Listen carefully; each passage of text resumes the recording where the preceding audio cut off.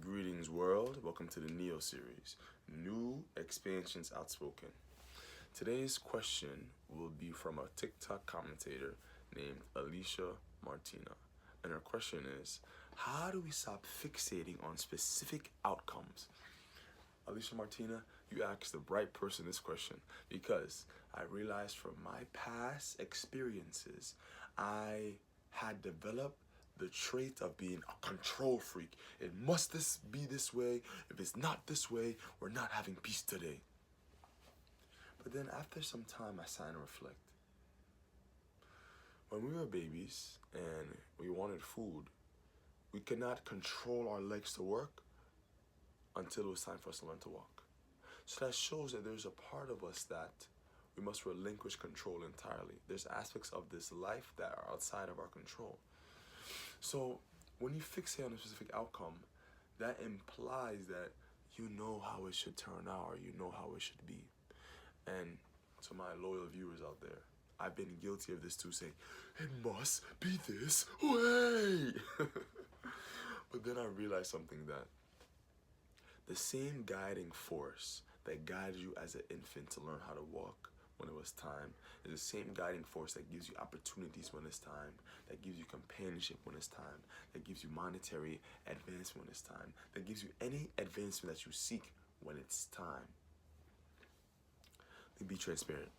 Right now I'm 25 years old, 10 months and 4 days. And I realized before I was able to get worldly status, worldly position, no matter the level, I have to do the internal work. The creator of the cosmos said, whoa, whoa, whoa, whoa, whoa. Before I grant you all this worldly responsibility, what's your character like inside? You know how many times when I was 19 saying, I gotta be a millionaire now. I gotta travel across the globe and set up my empire in Ethiopia at 20 years old. But that was not the outcome that was meant for me at that time. So, firstly, I would say, understand there's a guiding force in your life that has wisdom beyond our capacity.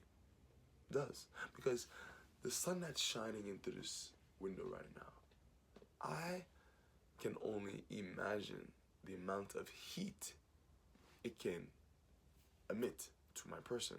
So there's fences around the wisdom I can encounter. Seeing that there's a fence around our wisdom that we can encounter, I must accept that. There's a guiding force that has more wisdom than me. Secondly, understand that that guiding force has your best interest in heart.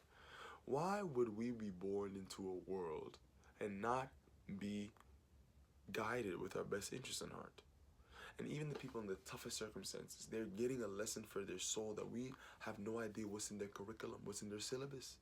So, understand there's a guiding force in your life. Secondly, understand that the guiding force has your best interest in heart. And thirdly, is a practice tip. Don't chase anything. Don't chase anything.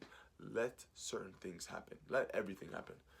And I know many people's life experiences are contrary to that practice. But if you want to be more relaxed in your traversing this earthly plane, understand that I have to let some things go. So allow things to come to you. Yo, wallahi, I'm being truthful right here. I used to chase girls. I used to chase money. I used to chase friends. I used to chase work. I used to chase opportunities.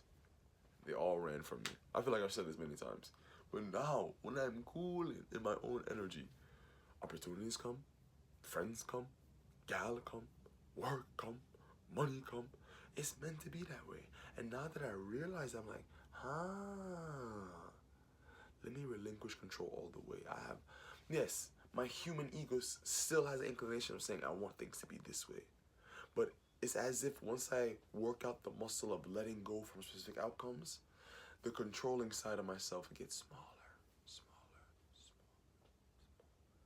So the moral of today's message, firstly, understand there's a guiding force that has more wisdom than you. Secondly, understand that guiding force has your best interest in heart and is developing you at the higher levels. And thirdly, practice not chasing anything. But here's a caveat. That doesn't mean we don't do any work. Let's say you've been wanting to go to med school, and the med school reaches out to you saying, I seen your credentials, I like your diploma, I like your experiences, come and apply. You still have to do the application. You still have to reach out to your references. You still have to do essays and short responses to them. So the work will be done when it's time to do the work. But just sit back and let the initial thing come to you. If you enjoyed the wisdom of today's episode, comment down below any thoughts. Bless up.